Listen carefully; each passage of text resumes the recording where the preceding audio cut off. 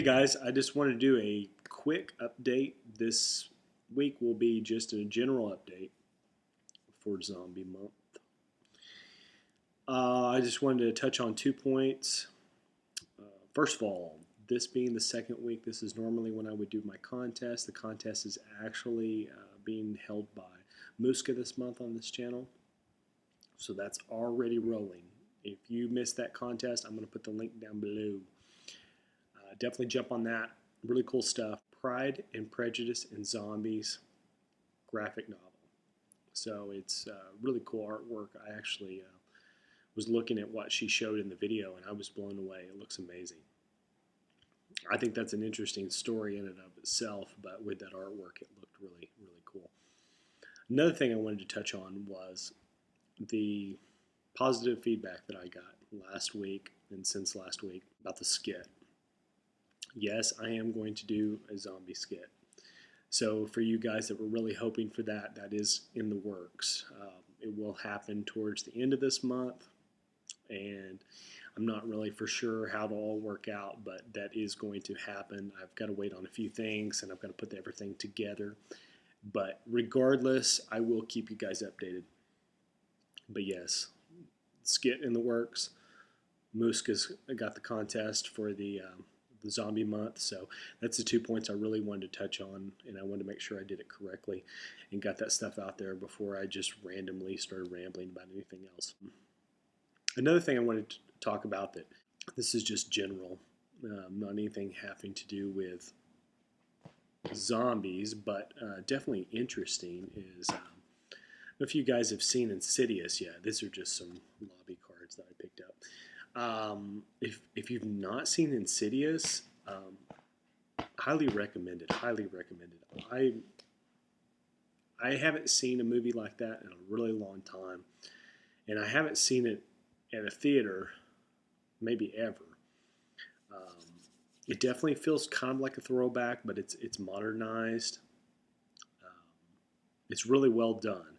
It was directed by James Wan, who's done several movies that a lot of people don't like, even though I really kind of like everything he's done. But it's getting real mixed reviews. A lot of people love it and a lot of people hate it. I'm in the first half of that group. I really love it. I walked away from that movie thinking about it the whole way home, and then the next day, kind of just randomly in the middle of that day, it started occurring to me that, I really would like to see it again.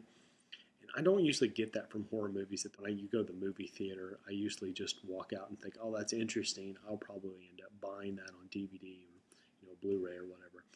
And I can't even remember the last time I saw a horror movie that I saw more than once. Probably the original Scream in '96. At the time that came out, that really blew me away. It just felt really different. I kind of feel the same way about Insidious. Insidious is a supernatural style movie, but at the same time, it feels like it's kind of rebooting the genre, giving it a charge of energy. So if you're into like supernatural, like haunted house type things, it's definitely that kind of movie, but it takes it and turns it up on its head, and it's got a lot of new stuff in there too. It's really interesting. And if you watch something like Dead Silence, which was also done by James Wan, and you liked how creepy that movie feels. A lot of people don't think it's a scary movie. A lot of people don't like Dead Silence. I personally really like Dead Silence. I think it's a good movie. It's got a lot of atmosphere. I'll say that. And that's exactly how Insidious feels.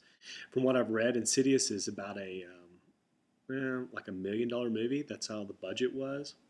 So $1 million goes a long ways if put in the right hands. I would much rather see a movie like Insidious instead of like the really big budget remakes that kind of, just don't really do anything for me. It's not necessarily going to be scary. I've heard a lot of people say they walked into it, it wasn't near as scary as what everybody said. I can see that. It's not like a blood and guts gore, rated R movie. It's a PG-13 movie that's really atmospheric, and it's really creepy. That's the only way I can describe it. If you're roughly my age, like you're a Gen X type person, and you grew up seeing lots of haunted movies, like haunted house style movies in the 70s and 80s that really kind of got underneath your skin.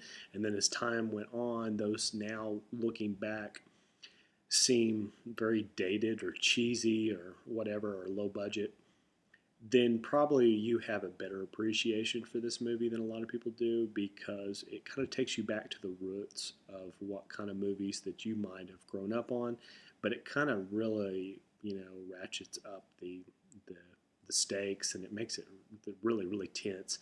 It definitely takes it up a couple bars above anything that came out in the 70s and 80s, even though it has that kind of feel. But yes, this is just kind of like a random general update in the middle of Zombie Month. But I really just want to get across the 2 points, that I said before about the contest and the skit, and then I couldn't help but not plug Insidious because I really, really enjoyed that movie. So yeah, until next week, I guess that'll be it. And thanks, guys. Talk to you later.